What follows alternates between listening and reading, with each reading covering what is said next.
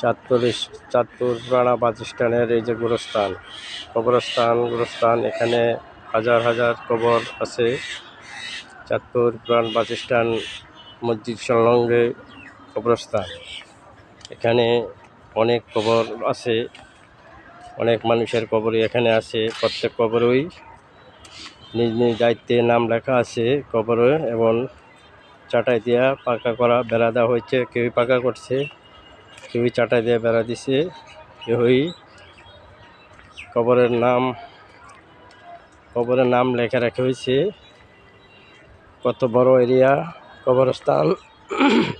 চাঁদপুর পুরানা বাস স্ট্যান্ডের মসজিদের দক্ষিণ পাশেই এই গোরস্থানে হাজার হাজার মানুষ, শত শত মানুষের লাশ এখানে দাফন করা হয়েছে।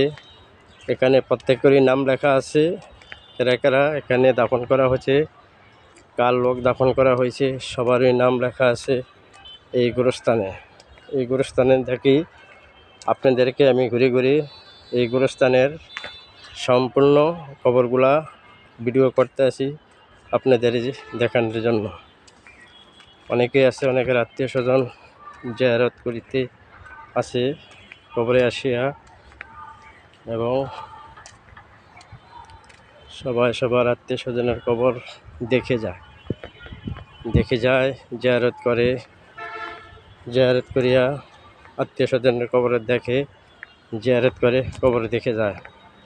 সবারই আমাদের মৃত্যুবরণ করতে হবে, সবারই আমাদের এই ধরনের কবরস্থানে শুইতে হবে।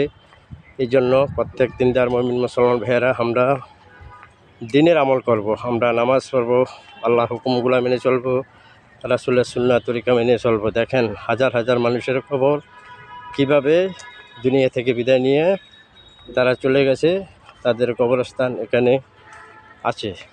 কবরস্থান আছে, প্রত্যেকের কবরস্থানে একটা বাউন্ডারি দিয়ে রাখা হয়েছে। কেউ বাউন্ডারি দিয়ে রাখছে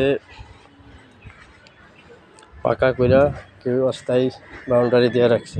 দেখেন কবরের কোনো শেষ নাই, হাজার হাজার কবর এখানে অনেক কবর আছে। আপনাদেরকে আমি ঘুরিয়ে ঘুরে দেখাই। এই দেখেন মাদ্রাসা, গোরস্থানের সামনে মাদ্রাসা, গোরস্থানের পিছুই মাদ্রাসার পিছুই এই গোরস্থানে হাজার হাজার কবর আছে। এখানে এটা হলো বাস স্ট্যান্ড মাদ্রাসা।